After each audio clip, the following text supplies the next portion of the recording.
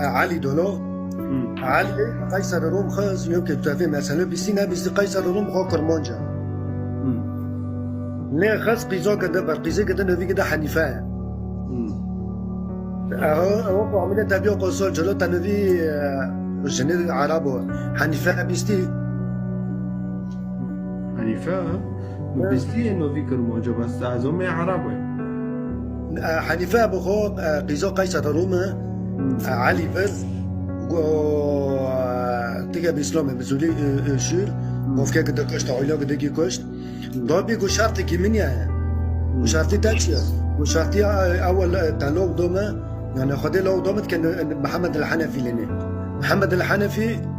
من نوع دي صب نوفي حنيفية ساك حتى نوكو عرب نوفي محمد حنفي دي صنو ذاكرنا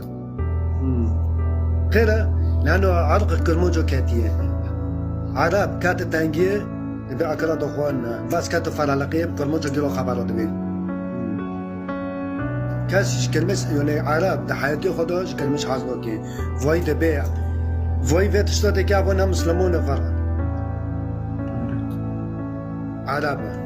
وبالديني محمد نوكو ساكلو يعني ساكل عفلين هم كاين انسان عفلين خيو نعرفني خيو حاطو نوكو بيكيكي ولا غير بيكيكي انا جي مواطنين فقير فقرانا ساكل بعد سكن شارجي دكان يشي نعمل يجي بيدا كان قيسكي داو سولي داو سولي من اغتصاب دكان دكوجان قشكي ما دكوجان يعني لو بس يا اخي كيف كنت اغلي خو سري خو كان لو خيو ما منر لو خيا كيف يهودي بم كيف مسيحي بم لو كيف زردشتي بم خيو بس في ديني بعضن هذا كيف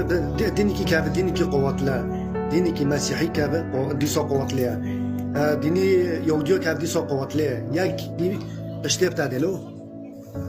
لو بدا ابنو يقول بخوش ابدا حزنو كان شيعة وسنة بخوش ابدا حزنو كان هذو مع اسم المنظمة ما كانوش ما حاس كان بلجوان ما حاس كان لما بينا بخو خبري ديك خوك بعضو دبين